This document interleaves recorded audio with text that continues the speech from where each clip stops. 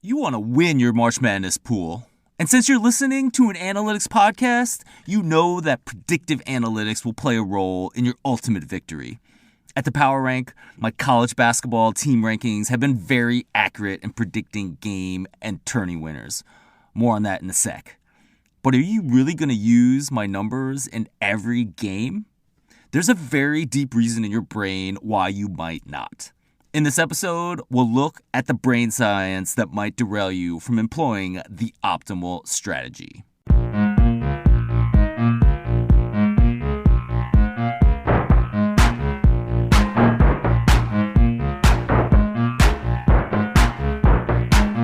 Let's look at my public points-based numbers. I call these my college basketball team rankings, and they come from taking margin of victory in games and then adjusting for schedule with the Power Rank algorithm. This is the proprietary software that let me break into the sports analytics and betting world, and I still find it useful a decade later. In some ways, these numbers are primitive. There are no adjustments for injuries. Also, I save my more accurate predictions for members of the Power Rank, but these college basketball team rankings have the advantage that they're free on my site. That is thepowerrank.com. Let's look at the predictions from the past 15 tournaments. These are based on my college basketball team rankings before the start of each of those tournaments. The higher-ranked team has won 69.7% of these games. That's a record of 694 and 301. You're going to be in pretty good shape going with my analytics. Let's also look at where the champion landed in my team rankings. Picking the champion is the most important choice in your bracket because that choice is worth the most number of points. The champion has been ranked first or second in my college basketball team rankings in 9 of the past 15 tournaments. This is also pretty good. Last year wasn't one of those years in which the champion was ranked first or second. Connecticut was actually fourth heading into the 2023 NCAA tournament, and if you remember, they dominated on their way to becoming champion. However, I don't consider this a loss. UConn being fourth was pretty good. The committee had UConn as a 4 seed, which means that they considered Connecticut to be somewhere between the 13th and the 16th best team. In addition, the champion has been in the top 5 of my college basketball team rankings in all but 2 tournaments. Look, it's pretty easy to get an edge in your bracket. Go to my team rankings and pick the higher-ranked team in every game. You can do this for free. Even better, if you sign up for my free email newsletter, I will send you my March Madness cheat sheet. This actually will do all this work for you. You will simply get a list of games that will allow you to fill out your bracket. You can do this at thepowerrank.com. However, you probably have 2 complaints about the strategy. 1, you're not going to get every game right. And 2, my bracket is boring. And you would be dead correct on both accounts. Look, you're not going to get every game right, but neither will anyone else. Remember, back in 2014, Warren Buffett offered a $1 billion prize for the perfect bracket. There were no perfect brackets left by the end of the games on Friday. There was not a single bracket to get correct all 32 games in the round of 64. And I certainly agree, your bracket will look boring by picking almost all chalk. But I guarantee you that this is the right thing to do, especially in the earlier rounds. You want probability on your side. However, you're still probably not sure about picking the analytics favorite. Picking that 12/5 upset still intrigues you. And honestly, it's part of what makes you human. Let me explain.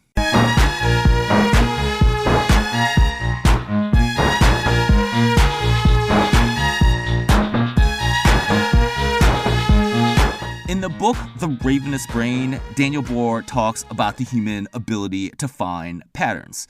It starts early in childhood by counting by 2 and 5 in grade school. It culminates in the technology that puts a supercomputer in your pocket.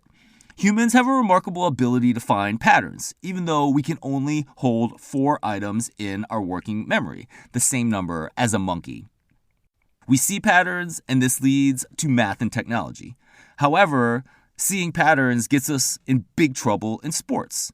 Randomness plays a big role in sports. Also, streaks appear in randomness more often than humans expect.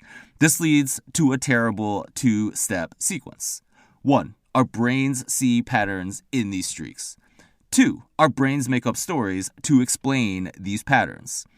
It gets worse the more emotionally invested you get into a particular sport. Let me give you a personal example. In December of 2011, the New York Knicks signed Jeremy Lin as a free agent. Lin started out on the bench, but then the Knicks kind of got desperate in early February. They had an 8-15 record heading into a game against the New Jersey Nets. They gave Jeremy Lin the ball, and he went nuts. He averaged 24 points per game over the next 10 games. He hit a game-winning shot against the Toronto Raptors, and Linsanity was born. Jeremy Lin landed on the cover of Sports Illustrated twice. Remember, it's 2011, an era in which that printed magazine still mattered. It was the perfect media storm after the Super Bowl and before March Madness. I personally never felt so much pride as an Asian American. Here's a guy tearing up the NBA, just like I dreamed of every time I took a jump shot in the driveway as a kid. And what I loved most was how he was playing better against the better teams. Against the defending champion Dallas Mavericks, he scored 28 points. I was telling this to my friend Temple, and he shot back. Small sample size. After that 10-game streak of averaging 24 points, Jeremy Lin cooled off. He finished the season averaging 14.6 points per game. And this was his highest season average for the rest of his career. He played for 7 different teams after that season. You know, I'm this big shot PhD from Stanford, and I make a living using numbers to predict sports. And I even preach about the dangers of small sample size. But when emotions run high, I'm just as likely to find patterns in randomness and get fooled by small sample size as anyone. However, it gets worse for humans when making predictions. Let me tell you about a horrifying experiment.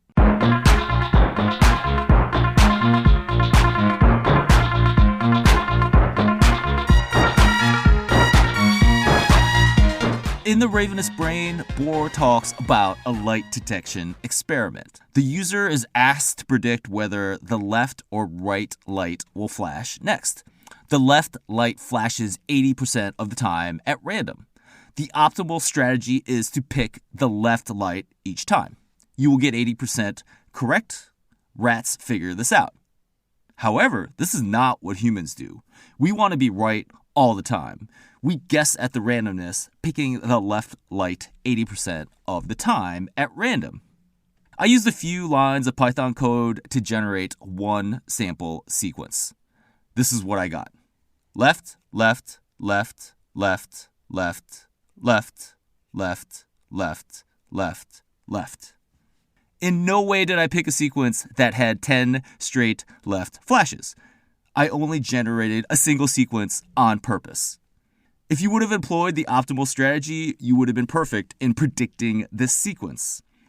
But the experiment that Bohr did shows that a human probably went 8 for 10 instead. This is the ultimate example of how humans attempt to find patterns in randomness, and I find it horrifying. Yet it explains why you still might be thinking about going against my numbers. Be like a rat. Use my cheat sheet and pick the event with higher probability.